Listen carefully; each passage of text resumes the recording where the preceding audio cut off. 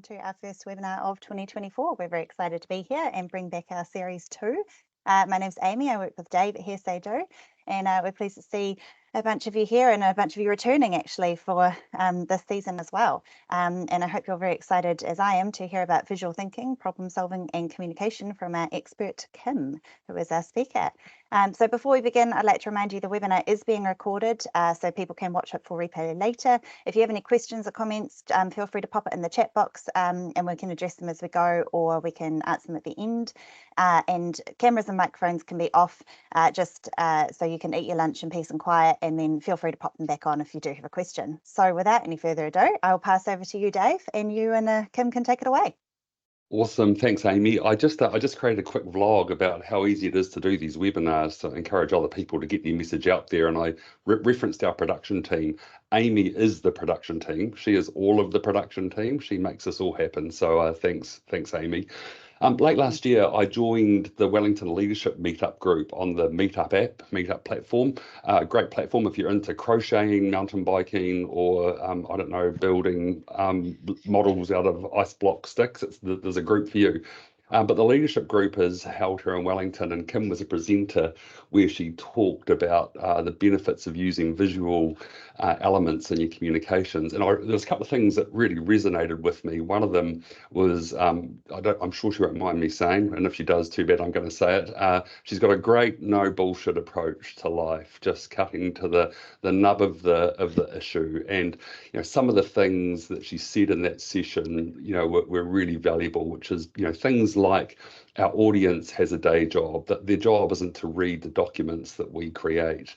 We want to use their time wisely. So how do we create solutions to problems, and then the communications around those things to allow the readers, the consumers of the information, to get the things that they need to get as quickly as possible. And just a simple model is how she broke down what different audiences in the same organization need, I thought was really valuable. So that really resonated. I was really keen after that to see if she would join us for one of these webinars. And so we're both Wellington based, so we were able to sit down over a couple of ales on a couple of occasions and share stories about business and how these things can work. And I'm really pleased to say that she's joined us today to come and bring her expertise and stories. The one thing I will say, I haven't said these on previous webinars, but Kim's doing this for us, off her own bat. Well, we invited her, but off her own bat. We really appreciate that. If you find it valuable and you're working in an organisation or with organisations that would get value from understanding how to use visual aids and would like help in creating visual comms, get in touch with Kim. I'm sure she'd love to work with any number of different customers. So thanks, Kim, for taking some time. What the heck got you into visual comms? Me. Okay, so I've been a BA for a long time, and one of the challenges you have as a BA is around communication and how people absorb information, and a lot of the information that we put together is quite complex. And so when I went to a presentation by someone named Penny Pullman, and she did very simplistic diagrams around facilitation, and part of what I got from that was you don't have to be a fantastic drawer to be visual, but also it can be applied to more than just how you facilitate a meeting. So what I did as a first instance is I actually introduced it to process diagrams. So I was working at MPI, which does primary industries, and it was around people who are vets and their learning, and it proved immensely valuable to include pictures instead of boxes to show the process flow that they were going through. And I had very quick success with that, especially with senior leaders who didn't have a lot of time, because they got it in 5 minutes, where a Visio diagram with boxes and lines often isn't interesting. People don't invest in it, they don't see themselves in it. And so that was a huge part of where this started. And I guess I've kind of just evolved from there to more of that storytelling approach. So yeah, and I do call it an approach. It is an approach, yeah, that's right. And one of the things you and I have talked about is how when you're communicating, you're effectively communicating because you want some kind of change on the other side, right? And there's all the words around of transformation and change and all of that stuff, but essentially every conversation comes down to the fact that you're communicating something on the hope that there'll be some different behavior, and particularly in sales, right? So we talk about in sales that in sales, if we've cold called people, if we've done the reach out, we're asking them to change from the status quo because we're trying to offer them some other solution. We're trying to help them solve a problem, perhaps in a way they haven't thought of. So that's definitely a change situation. But even in a competitive situation, if they've figured out they've got a problem and they've gone to market, whether it's through a formal process or an informal process, they've probably got some view of how they're going to solve the problem. And on the sales side, we're all taught to have, some unique benefit or some way to help people solve the problem. But that's actually a change conversation, because our unique thing, by very definition, no one else has got it if it is actually unique. And so people are going to have to change to adopt that. So I really like your change narrative in this as well, that if you're just writing documents, but behaviors or strategies or whatever words you want to use, if things aren't changing, they're really a bit of a waste of time, right? Yeah, and so I kind of wrote down something about this because you're right, everything is about change, but how successful we are at that change really comes down to how effectively we communicate. And I really, as I've been sort of evolving this, and I'm working on a change project at the moment. A lot of the change communications we do put out are just not fit for purpose. They're actually written with the writer's perspective and not actually the audience perspective, and that's a Right. huge part. Right, and that's a key problem in sales. People go and talk about the what their solution does, not how it helps the customer. So yeah, again, lots of stuff that just resonated for me in the sales context. Right, well, I'm going to hand it over to you. Before we do, you're happy to take questions throughout. So if anyone wants to interject, throw their hand up. You're happy with that, or would you rather save them till the end? What's your preferred I'm approach? Yeah, so I'm happy with questions. The only thing is I might not notice if I'm focused. So if someone could point out if someone Yep, has got their hand up. Amy will do that. It's just more, lots of different things at once. And also I suspect that when I go into presentation mode, I might not be able to see Yep, as much. no problem. The whole Don't worry, production producer team. Amy is over here and Yeah, she will ensure that anyone's questions are safe. So for anyone who does have a question, just pop it into the chat, please, and I will make sure it gets seen. Thanks. over to you, Kim. Perfect. Okay, so I'm just going to share my screen. I am trialing a new technology. Well, I've used this technology a lot, but I'm actually going to use Miro today to do my presentation, with the intention at some point of actually incorporating drawing in this process. But I'm not sure that I will attempt that today because this is my first time using Miro to do a presentation. Um, so I wanted to start off, and I've kind of have done this a little bit differently from the conversation I had with Dave. Oh, sorry, the presentation I did with Dave, because I kind of wanted to pull it to the beginning of what starts change. So I've thought about how we can use visuals to get a better start in our change journey. So what I've done is, I'm not in present mode. Apologies.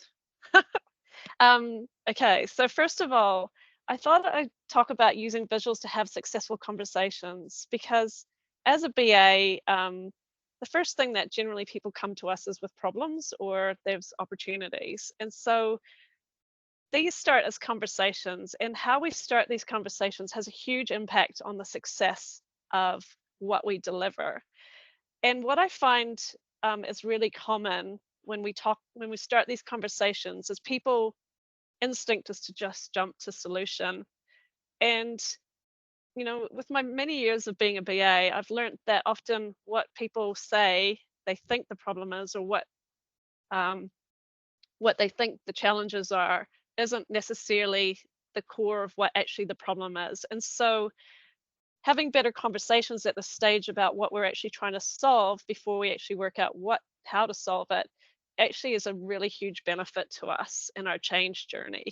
And so I kind of wanted to reflect the fact that this is an ongoing process, that we hear and we listen to what our business say, and then we try and connect our ideas with that. And so um, a lot of what I do, which is similar to sales, is actually about connecting problems and opportunities to my ideas, and what I think I could offer to help you. But until I know exactly what you're asking, I can quite often do a big miss because I might not necessarily get the gist of that.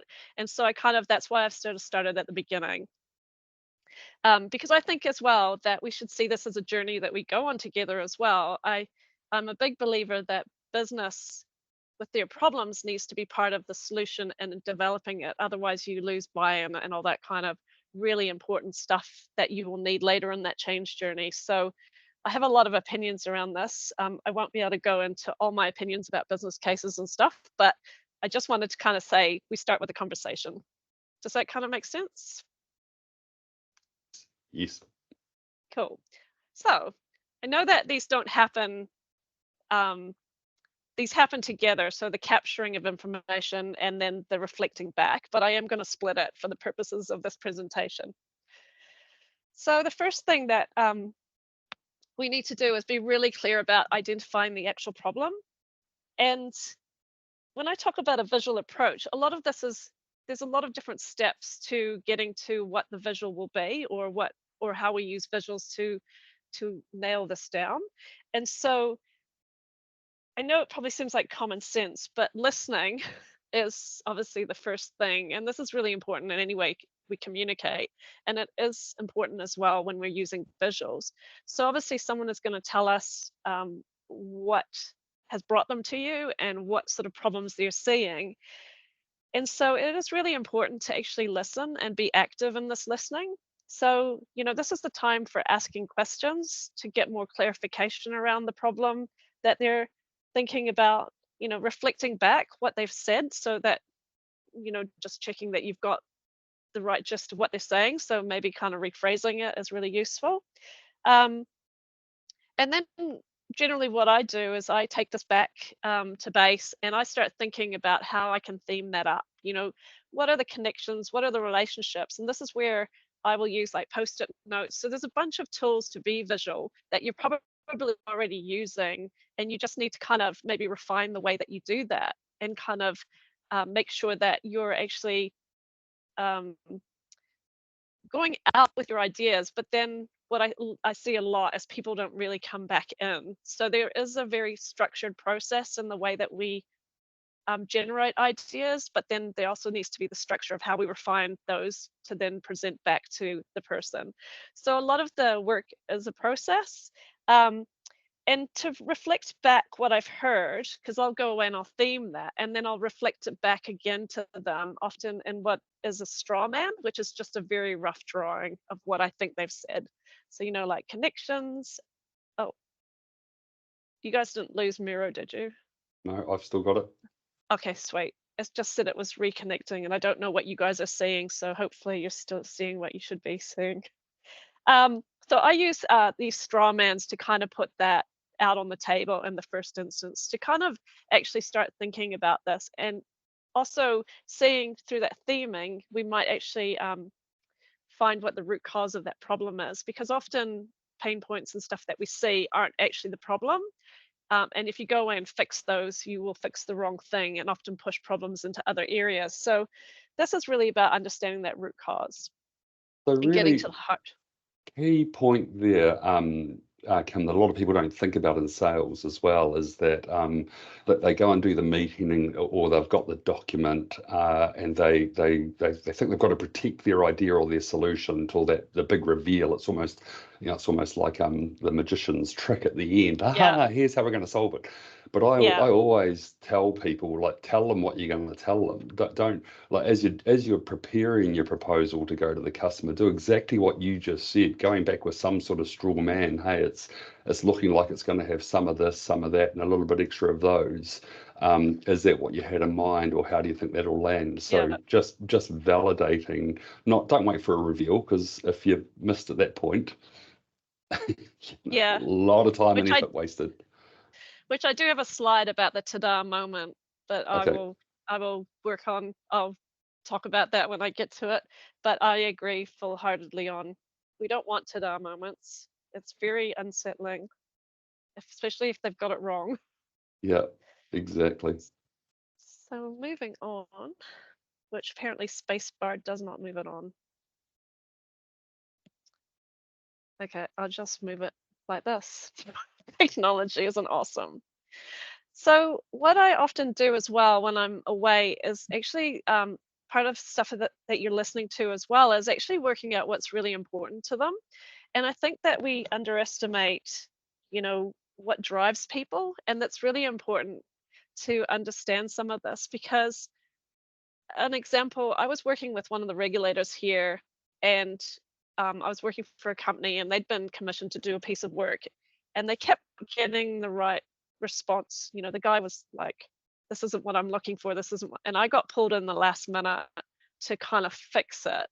And when I sat in the room, it became really clear that his fear, it was a fear response. There was something that was keeping him up at night, which was he couldn't see a full picture of the regulatory system that he was trying to work out the risks on. Now, that's very hard to do in a document.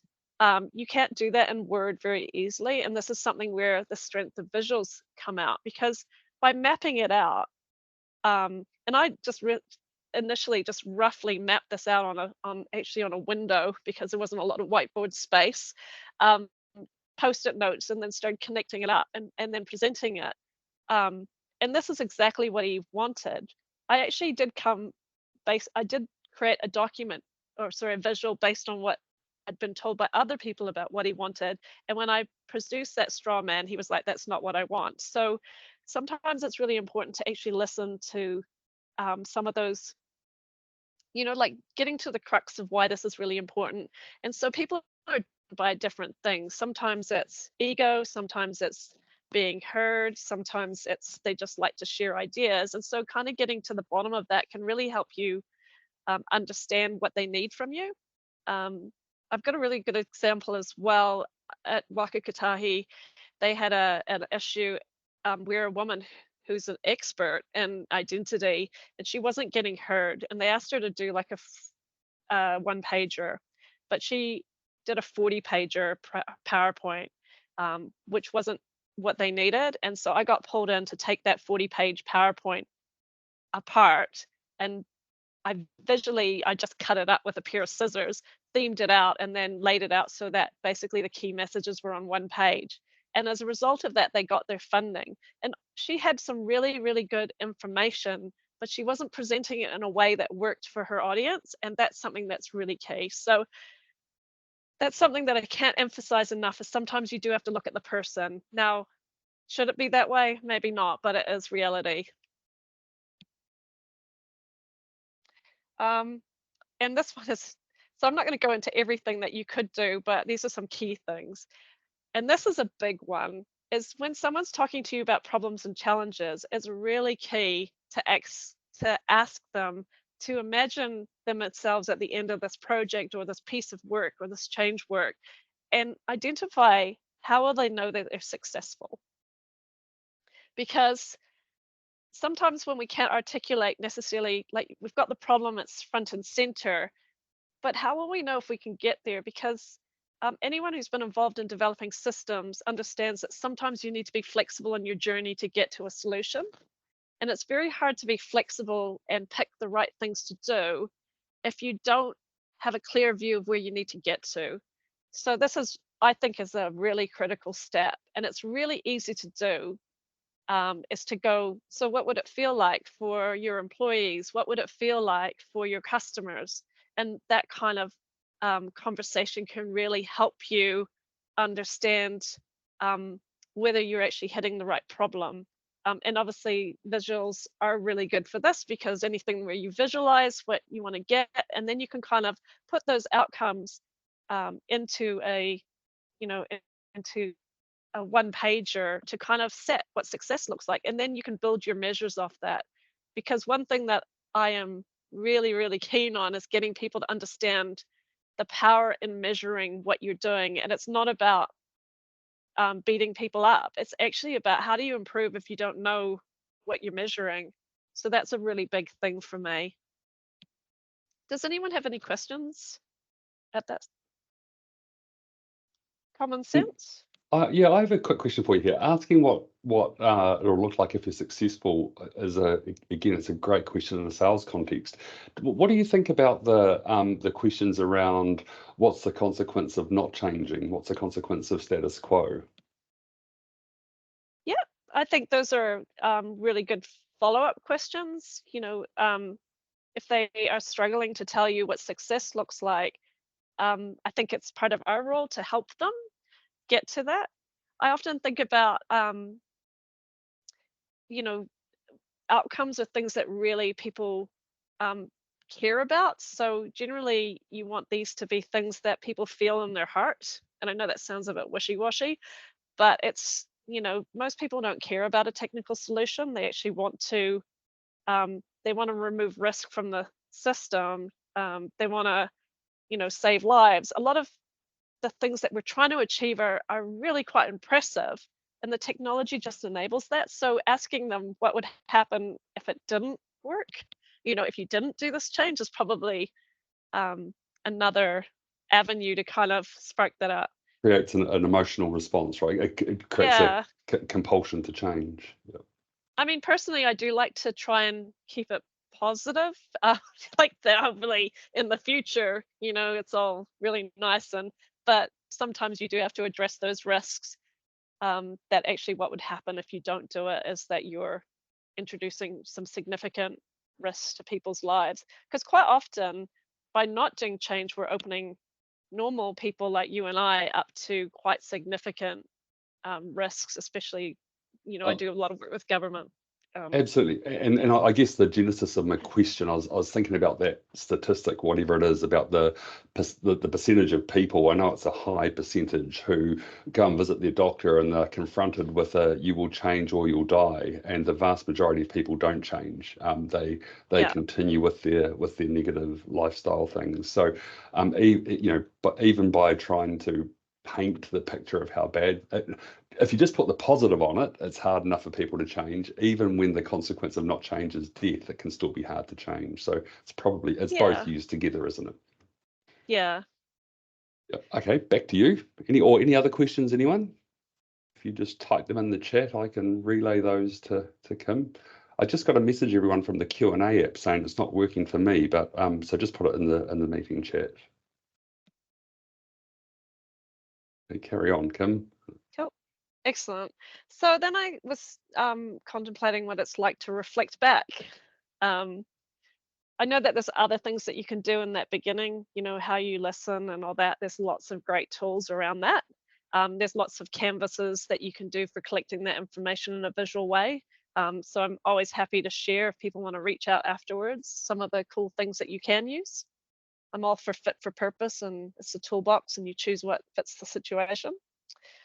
Okay, so I know this probably seems like common sense, and a lot of the stuff I do talk about is common sense, but no one seems to do it. So I'm just gonna tread this path again. So part of the way that we communicate is actually working out how our audience needs to be reached.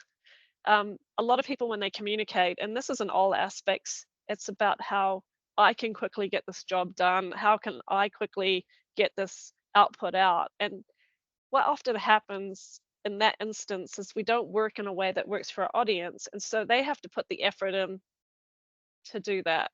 Um, so I've had situations where, Word documents have gone out, not my documents, but, like 100 pages of documents, and people are confused and they don't read them and they don't do all this stuff that you need them to do with that.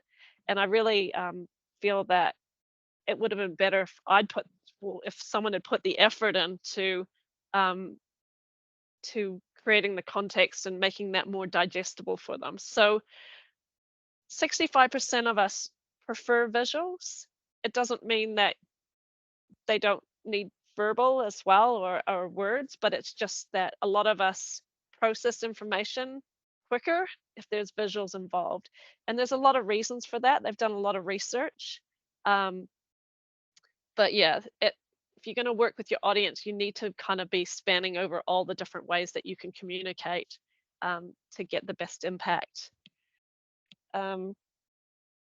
Yeah, I think and it's really good how we work and think differently because we all bring different viewpoints. But if you're not reaching your audience and they're not reading stuff, then you won't get those. So that's really important, is understanding who you're talking to.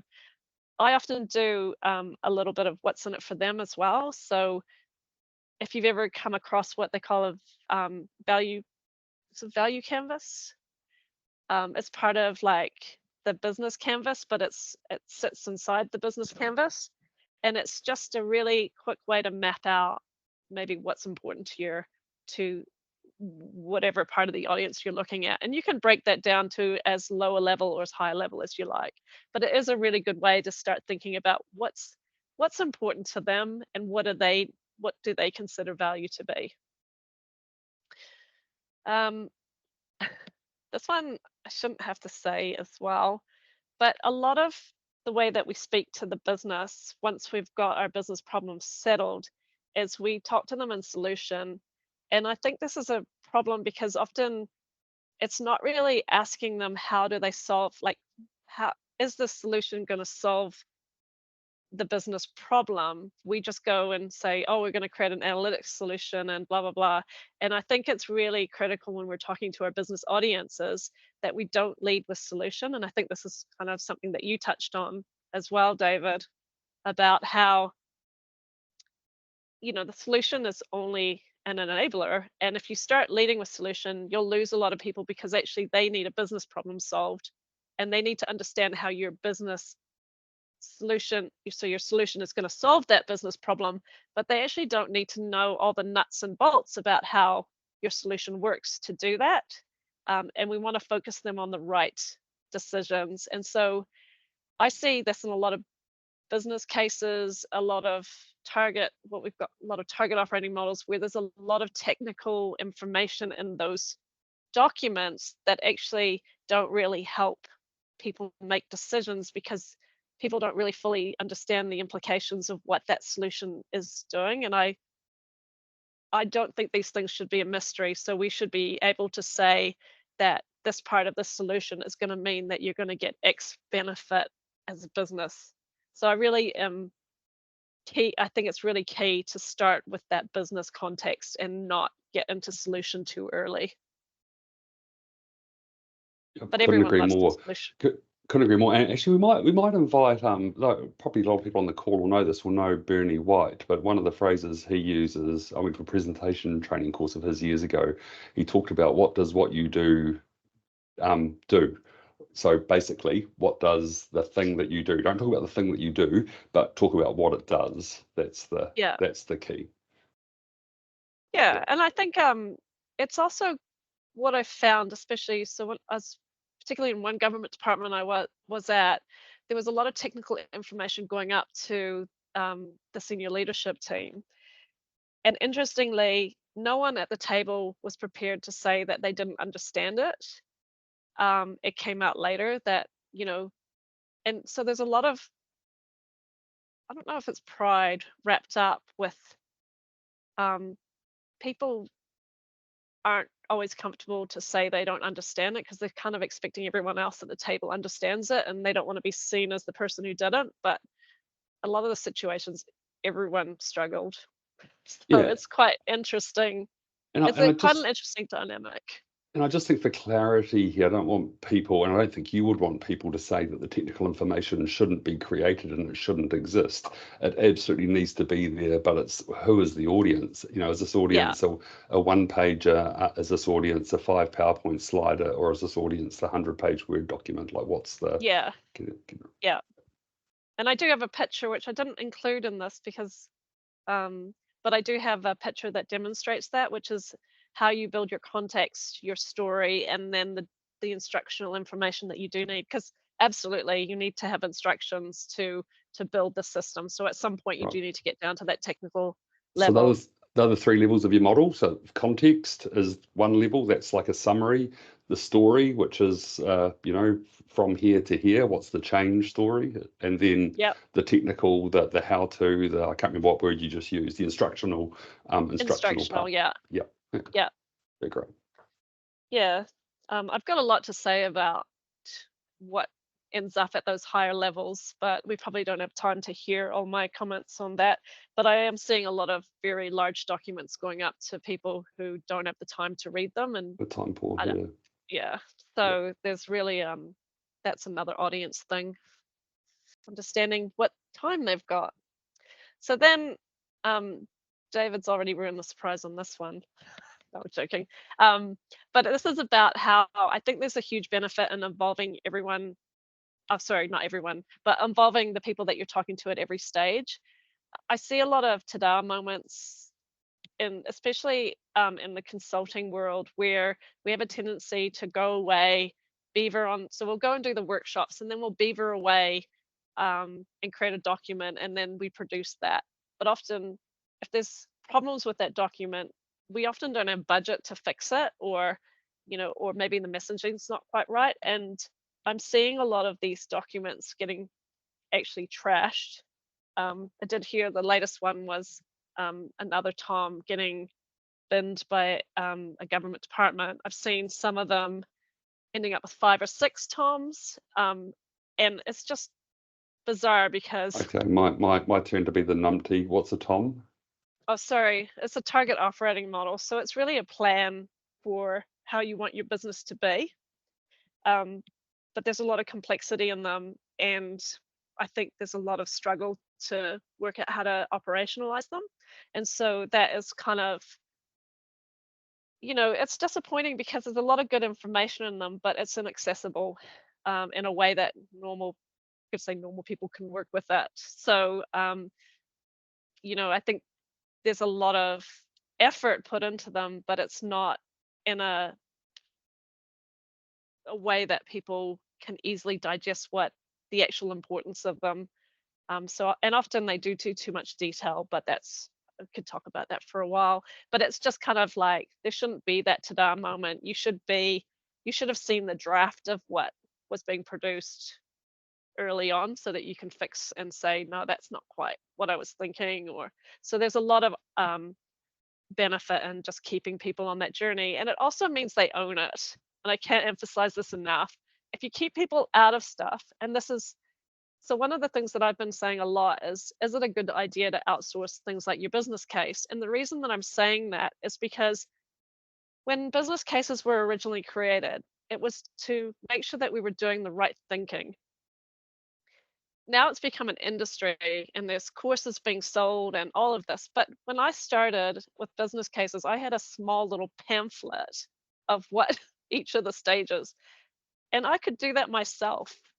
And working with the teams and kind of getting that, but somehow we've outsourced that. And what we've done is we've also outsourced the accountability for that, because I didn't write it, I didn't have the pen to it, and a lot of people aren't owning it. So that's just a thought to leave you with, and I'd be interested later to hear what people's other people's thoughts are on things like that. I do believe that you might need help writing a business case, but I don't think you should give the pen away. But that's just one of my personal opinions that I'm working in my head. I'm always thinking. I could Always. talk. I could talk to that same thing. A lot of people see the document as the end goal. They see they want an A+ for their business case, and you It never see should have this with been. they see this with proposals all the time. In my mind, it's still burned there from 20 years ago. 23 years ago, we put together a big proposal, and the bid team was so pleased with their document, but we lost. Like the document isn't the goal. The business case isn't the goal, right? It's the change. It's the outcome Yeah. that you're looking And for. funding is so business case now has become a funding mechanism when actually it was meant to be a setting up your project for success mechanism. Yeah, And that's yeah, a huge difference, yeah. um and I would really like to see that get brought back, because it is meant to be being clear about what you want to do and how you're going to organize yourself. And it wasn't about being perfect in that, but it certainly was. I've done the thinking and I've thought about this, and the Yeah. team is on board with this. And then we outsource that now. And Don't know. and look, I think we could linger on this a little bit, and I'm happy to do that, and happy to take questions from people as well, because I think this is really true of sales. In sales, we're taught that the proposal is an investment document. We're ultimately asking the customer to spend money with us, and so it's talked about like it's a business case. But it's not. It's the document that sets up the project for success, and the investment is one part of that. It's giving people confidence that you understand what's going on. It's generating trust. It's all of those things. If Yeah, it's just about the money, then as salespeople, we're all perpetuating the thing that we say we hate, which is the race to the bottom. There's no value conversation in that. If it's yeah. just about the investment, just put a low number on it, and that's how you win. But that's not it, right? And And again, again, salespeople on the call, what do you think of this? While we talk amongst ourselves.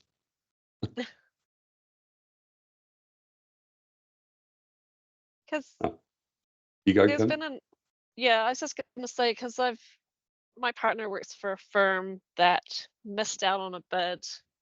And this is a really good example of like honest conversations. So they missed out on a bid because they were told they were too expensive. And the person that won the bid told them that they could, so the organization wanted to do a lot of the, um, I guess, the grunt work in house. And so they were going to save money by getting their own resources to do that. And so they went out with this lower bid. Of course, it didn't work because obviously no one had gone and said, actually, do we have the ability? Like, do we have the capacity to do the work we needed? Do we have the expertise? There was a bunch of stuff. And, you know, uh, the more expensive bid was saying this to them. It's like, no, you can't, like, you don't have this ability to do this. And sometimes when you're in a sales thing, the integrity comes from actually saying, I'm not the best person to do this job, actually, someone else. But often we compromise that because we want to get the sale, and that can actually end up costing our customers double the money. And so that's some of the stuff as well that I'm really investigating and thinking about is how do you work smarter and actually be more, you know, be better at understanding what their capabilities are and not just kind of wanting to go for the sale. Um, because now they've returned back to the more expensive option. And as you can imagine, it's cost a lot more now. They'll have paid twice for the same work, which is crazy. And I don't think any of us want that for our customers. Well, it's not a great way to build enduring customer relationships, is it? To take the order and have them have to redo the work. So yeah, Yeah. it's not a good outcome.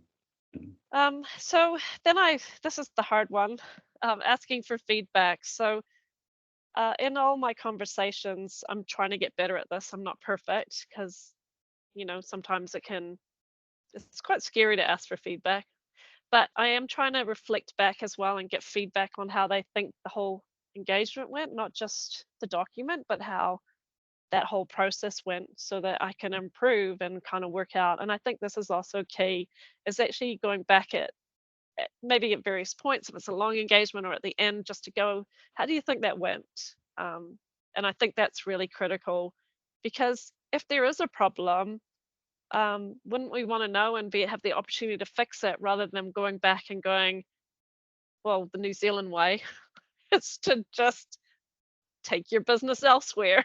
And we see that because I've seen, we call it consultant shopping, where they haven't got what they expected, so they go somewhere else and they'll go to all the different, rather than actually addressing with the first one, which is probably like 80% there, they just can't see it.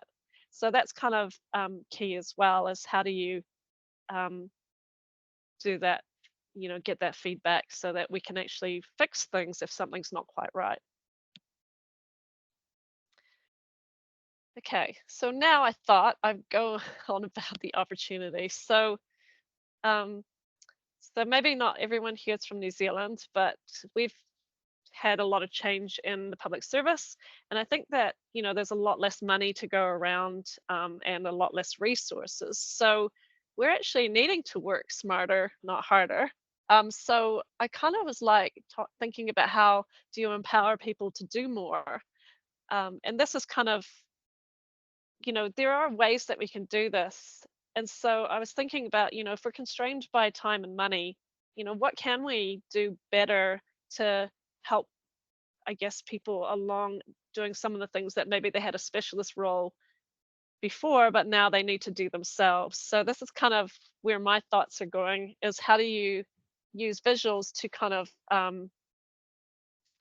to organize and ask the right questions and kind of get to a good outcome. And so just show you how like complexity, this was a 20-30 page document that New Zealand government put out, and I decided to put it on one page with some really key things that I think that you need to do. This isn't perfect, it's kind of a work in progress, but I kind of was sort of thinking, how can we use visuals to get us to work better as well? So there's so many different ways they can use it.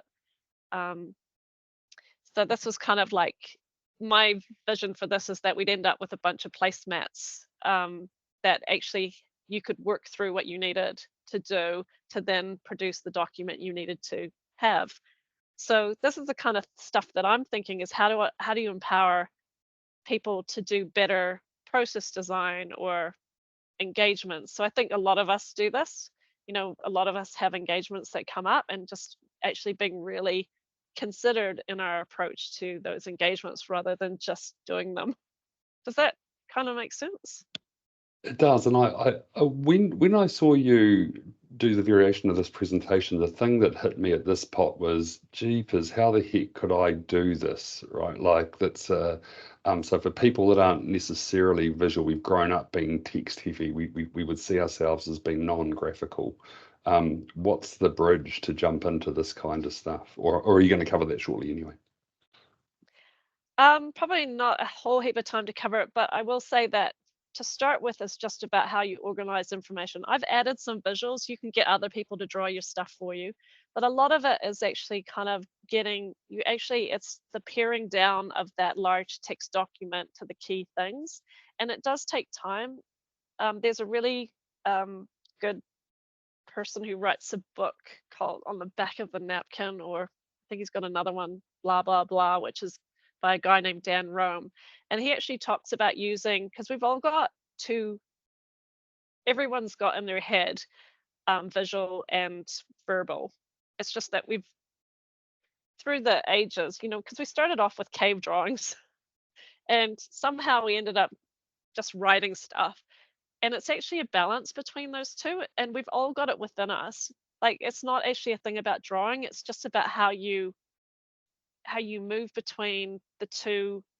So your verbal, which is more analytical, is more ABC, and kind of how do you then bring in your more here's the fox and hummingbird, and the hummingbird is kind of, we look at ideas differently. You bounce around. It's not about A, B, C. It's actually sometimes D is connected to A and B is connected to G. And how do you see those? And visual is a really good way of get it out, get it out on the table, pull out the key bits and then peer back. Yeah. Um, So I think again another good thing to highlight here is that this isn't necessarily a time saver for you, the content creator. In fact, it requires an it's investment not. in time. But it's a time saver at the other end of the process. And I'm reminded of that. I can't remember who the famous quote was, which is something like, I didn't have time to write you a short letter, so I've written you a long one instead. And it's to get your ideas succinct and to get them clear, whether it's down on, whether it was just bullet points, it wasn't fully graphic like what you're presenting here. It takes time and effort to do that, right? But your Yeah. contention, to which I strongly agree, is that it's worth doing that if you want to affect change, if you want to win the deal, if you want to actually get the buy-in from people that you're working with. Yeah, and no surprises. Those big documents often aren't read, or Really? they're read and yeah. And I just recently had a situation where a person tried to walk out of the requirements that they'd signed up to, and they were sort of like, I don't know who signed these off, and I'm sitting there going, hang on, we walked you through every single requirement, um, and it's kind of making it really easy for people to see stuff. It's a it's a win for everyone who you're communicating to. But you're right, it is a time consuming process to be more concise in the way that you communicate. And what I do for visuals it's the same process that people who are good writers do.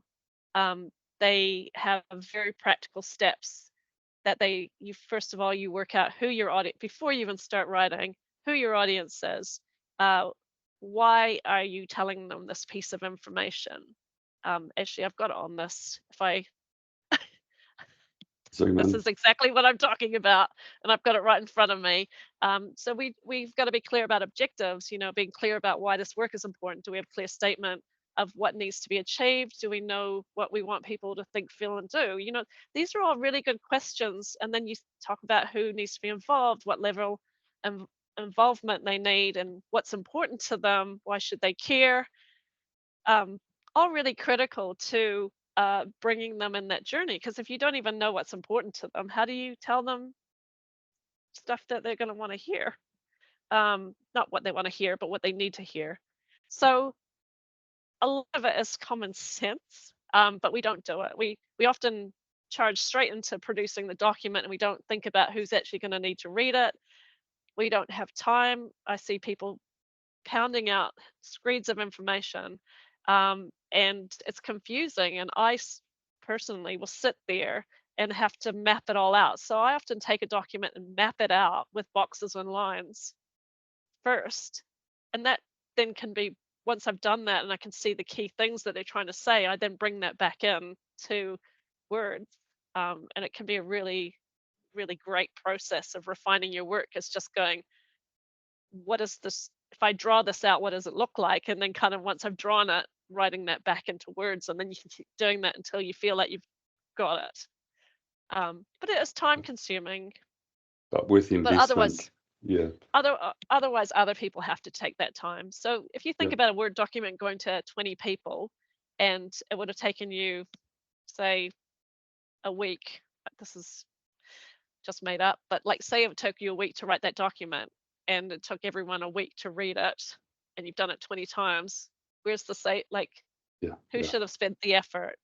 And that's really a lot of the stuff that I'm trying to get across, is that if you don't put the effort in, someone else has to. Well, and again, a key point there, right, and why it's resonated when you presented, this is about us taking work off our customers, or, in your case, you might say more stakeholders, whoever's consuming the information, but in a sales context, take the work off the customers, give them a one less job to do, which is to ingest and digest all of this and make it easy for them to buy. Hey, I'm conscious of time. Have you got a couple more minutes to wrap things up, and then we can take any questions and get people out of here by 1 o'clock so they can they can start visualizing some of the comms they were about to send this afternoon. Oh yeah. So my last thing was, if you want to know more, I'm always open to discussion. This is evolved thinking, like it's evolving thinking. So it's not set in stone. It's kind of more as I learn more about people, and I'm just, I find it really interesting, and I'm just always thinking about how you can do this better and how you can work better. So that's kind of, I just thought I'd drop my details in there, because I am always free for coffee if people just want to have a natter about this kind of stuff. So I don't know if anyone's got questions. I did kind of put some, I don't know if you can see those, but I have kind of got some examples of some of the more complex stuff. Yeah. This was, no one really knew how the typical flow, and so they wanted to map this out, what the process was, to see, how they were going. So this was a really good example of a swim lane diagram and a bunch of information in people's heads to something that most people can understand. And then you can build the detail later. So it's not about not having detail, but it's about having it at the right time. Yeah. Any questions? Any questions? I don't think there's any in the chat at the moment. Okay, well, look, just a couple of closing remarks. Thanks so much, Kim. I think it's brilliant. I mean, one of the guys I worked for in my 20s, really successful and nice guy. I worked for him for 5 years, but he was totally dyslexic and arguably illiterate, because after 5 years, he spelt my name Davnite. So he just, that wasn't his thing. But he used to always say, one in the eye is worth 1,000 in the ear, so if you can get something visual in front of people, it's worth 1,000 words coming in through the auditory process. And it's stuck with me to this day that if we can, the more visual we can be, the better it is for everyone. And that transcends lots of things. It's storytelling, like painting pictures with your words. I love that about art, artists as in musicians and poets and authors. They paint pictures with their words as well, that they don't just give you technical information. So absolutely fabulous content. Some of the stuff for the wider audience that I'm starting to see more and more of is people using AI tools to create some visuals.